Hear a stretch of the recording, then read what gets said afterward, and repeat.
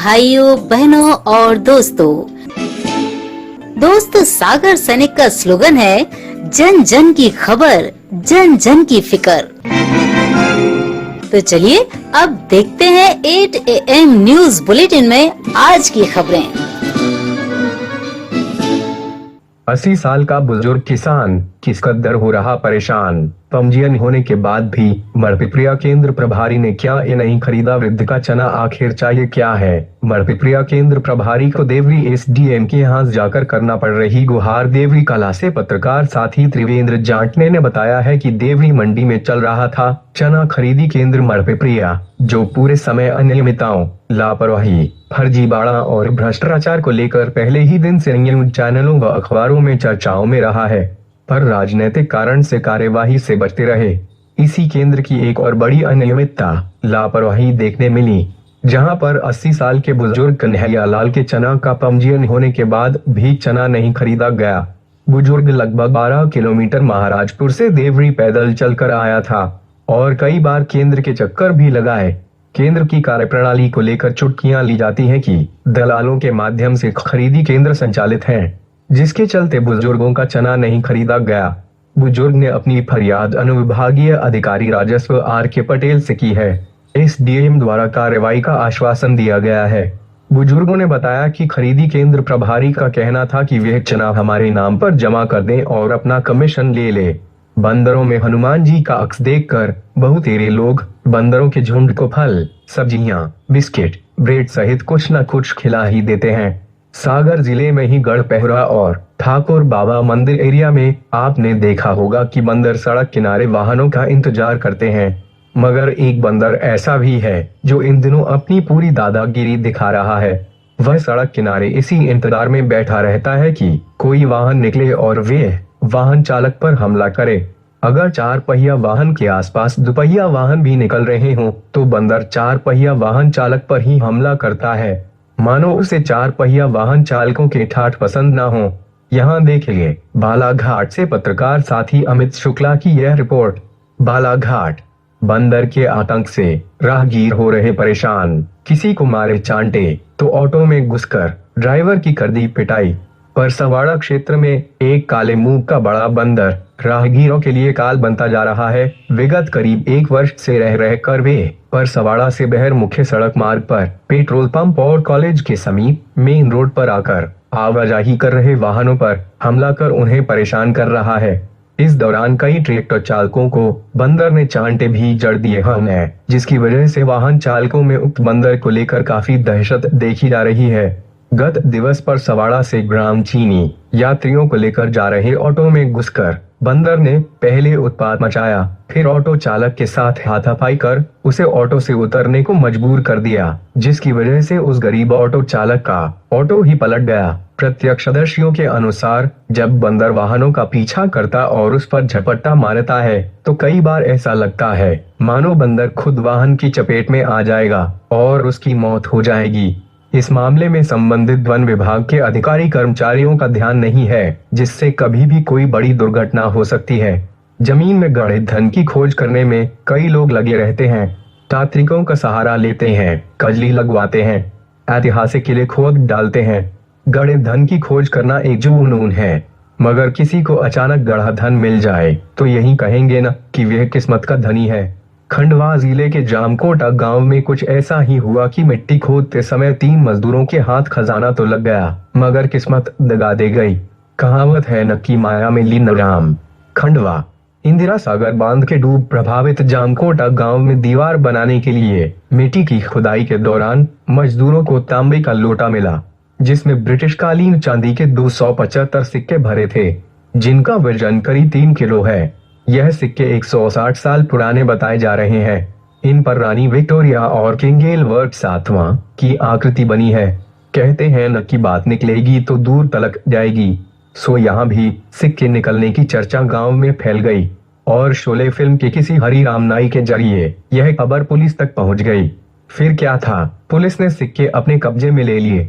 Police का कहना है कि सिक्के खजाने में जमा किए जाएंगे और यह बरामद सिक्के पुरातत्व विभाग को सौंप दिए जाएंगे। प्रचार की लालसा के बगैर 3 दोस्त जुटे हुए हैं स्वच्छता सेवा में। कोरोना को रोकने हर दिन करते हैं मस्जिद की सफाई। पिछले महीनों में सागर का कृष्णगम नजवाड़ एकाएक सुर्खियों में आ गया था, क्योंकि सागर में कोरोना संक्रमण का पहला केस कृष्णगम नजवाड़ में ही मिला था। फिर 4 और केस इसी वार्ड में मिले। यहाँ कोरोना पॉजिटिव के पहले केस वाला युवक टिकटॉक का दीवाना था, जिसके कई वीडियो सोशल मीडिया पर जारी हुए। शौक अपने अपने हैं, मगर हम मानत है कि मकसद विहीन ऐसे मनोरंजन न सिर्फ समय की बर्बादी है, बल्कि मानसिक विकृति का कारण भी बन सकते हैं। इसी कृष्णगम नजवाड़ में कुछ ऐसे युवक भी हैं जो बगैर किसी प्रचार के स्वच्छता जैसे रचनात्मक कार्य में अपनी सेवाएं दे रहे हैं। उनका सोचना है कि स्वच्छता रहेगी तो कोरोना भटकेगा कैसे। इन युवकों के नाम है मुन्निस खान, रोशन अली, दानिश अली और सभी की उम्र 22-23 साल है। विपणन और मानव संसाधन जैसे विषय लेकर MBA की पढ़ाई कर रहे मुन्निस खान के पिता श्री परवेज खान सरकारी नौकरी में हैं, जो लगन और निष्ठा से नौकरी करने के लिए जाने जाते हैं। युवक मुन्निस खान ने बताया कि लॉकडाउन के दौरान मैंने अपनी पढ़ाई से संबंधित ऑनलाइन पाठ्यक्रम किए हैं। जब सरकार ने पवित्र स्थानों को फिर से खोलने की अनुमति प्रदान की तो मैंने और मेरे दोस्तों ने फैसला किया कि हम अपनी मस्जिद को रोजाना साफ करेंगे ताकि लोग सुरक्षित महसूस कर सकें। हमने रोजाना सफाई के लिए अपनी मस्जिद के इंचार्ज से अनुमति ली है। हम तीनों दोस्तों ने यह फैसला किया कि हम अपनी मस्जिद को रोजाना साफ करेंगे। इस काम को करने से हम बहुत अच्छा महसूस करते हैं। बात जिस तरह से कोरोना फैल रहा है उससे बचने के लिए स्वच्छता भी एक कदम है। अगर मस्जिद सुरक्षित और स्वच्छ होगी तो बीमारी कम होने की संभावना होगी। हम सभी को संदेश देना चाहते हैं कि इस कठिन समय में यह हमारी जिम्मेदारी है कि हम अपने पवित्र स्थानों को सुरक्षित और स्वच्छ रखें। हमें अपने पवित्र स्थानों का खास ध्यान रखना चाहिए, क्योंकि वहां अधिक लोगों का आना जाना होता है। इंशाल्लाह हम इस विषय का खास ध्यान रखेंगे। इंशाल्लाह जल्द ही हम इस घातक वायरस को हरा देंगे। राज्यसभा चुनाव के लिए लगभग सभी विधायकों ने वोट डाल दिया है। वहीं कमलनाथ द्वारा कांग्रेस विधायकों को बस में बैठाकर विधानसभा लाने पर पूर्व मंत्री भूपेंद्र सिंह ने निशाना साधा। उन्होंने कहा कि कांग्रेस को अपने ही विधायकों पर भरोसा नहीं है, इसलिए वह उन्हें इस तरह बंधक बनाकर ला रही है। भूपेंद्र सिंह ने कहा कि हमारे सभी विधायक अपनी मर्जी से विधानसभा पहुंचे, लेकिन कांग्रेस विधायकों को बस में बैठाकर लाया गया क्योंकि उन्हें अपने ही लोगों पर विश्वास नहीं है। पूर्व मंत्री ने कहा कि भाजपा के दोनों प्रत्याशी राज्यसभा चुनाव जीत रहे हैं।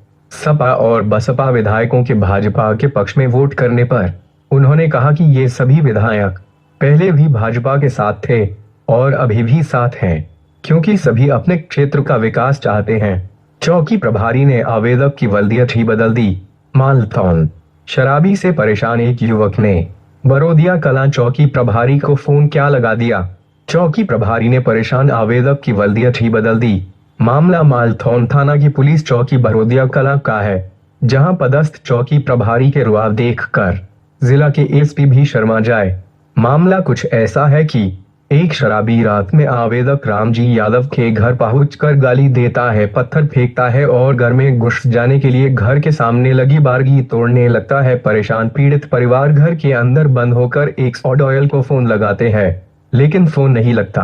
पीड़ित रामजी पुलिस चौकी बरोदिया कला के प्रभारी यशपाल सिंह भदौड़िया को फोन लगाता है, लेकिन चौकी प्रभारी की फोन से बात सुनकर तो पीड़ित का दिमाग ही घूम जाता है। शराबी से पीड़ित रामजी को अब तक पता था कि उसके पिता राजू यादव है, लेकिन चौकी प्रभारी फोन पर कहते हैं, तू अपने बाप 100 डायल को फोन क्यों नहीं लगाता, मुझे फोन मत लगाया कर। चौकी प्रभारी की इस बात को सुनकर आवेदक रामजी यादव अभी तक विस्मित है कि चौकी प्रभारी ने तो मेरी वल्दियत ही बदल कर रख दी।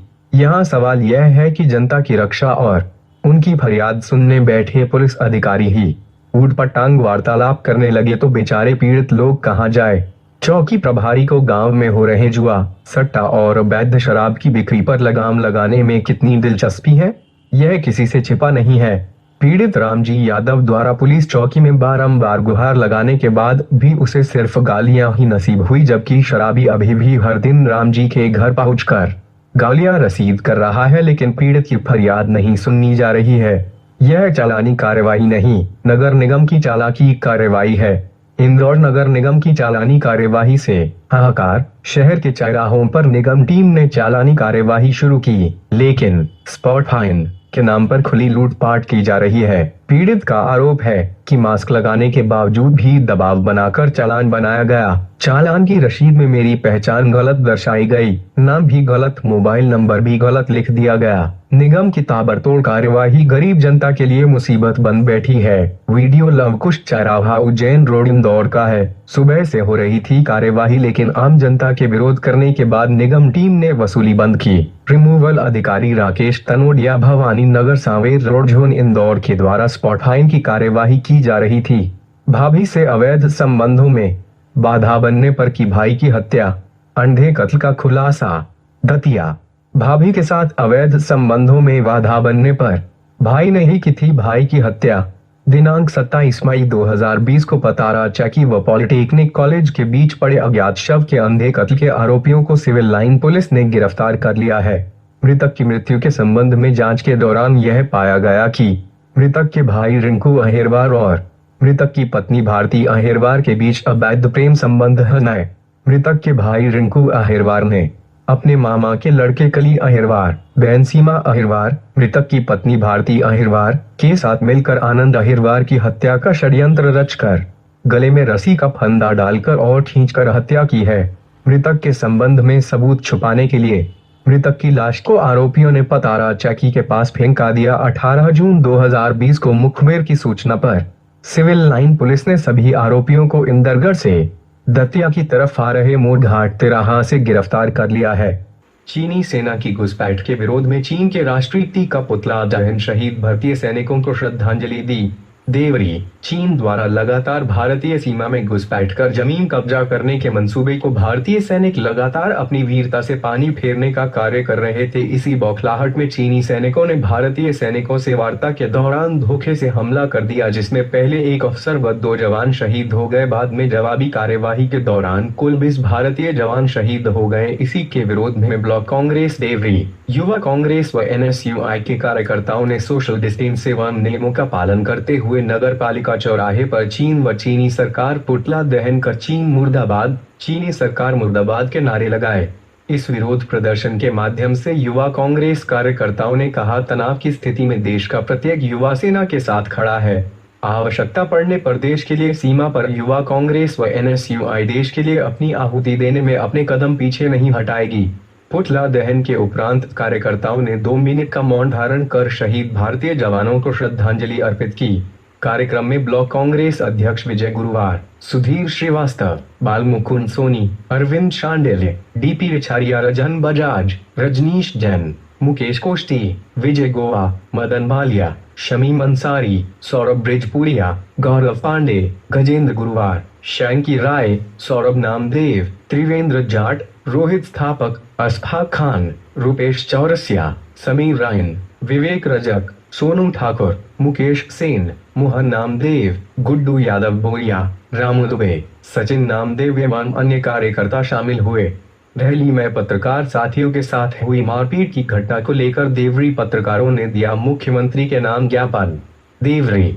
रैली में पत्रकार साथियों के साथ हुई घटना को लेकर देवरी पत्रकार संघ द्वारा अनुविभागीय अधिकारी राजस्व RK पटेल, अनुविभागीय अधिकारी अजीत पटेल को ज्ञापन दिया गया। ज्ञापन में मांग की गई है कि आरोपियों पर सख्त से सख्त कार्यवाही हो एवं आपराधिक धाराएं बढ़ाई जाए। कोरोना वायरस महामारी हो या कोई आपदा की स्थिति, पत्रकार सदैव सक्रिय रहते हैं। रैली में जिस तरीके से भ्रष्टाचार में लिप्त पंचायत के सरपंच एवं लोगों द्वारा घटनाओं को अंजाम दिया गया है, उसको लेकर सभी पत्रकार साथी घोर निंदा करते हैं और मांग करती है कि उक्त पंचायत में हुए निर्माण कार्य की जांच गंभीरता से कराई जाए। करोड़ों रुपए का भ्रष्टाचार पंचायत के निर्माण कार्य में किया गया है। रोजगार गारंटी का कार्य मशीन से संपन्न कराया गया है। ऐसे भ्रष्ट सरपंच एवं संलिप्त कर्मचारियों पर सख्त से सख्त कार्यवाही हो, अन्यथा उग्र आंदोलन किया जाएगा।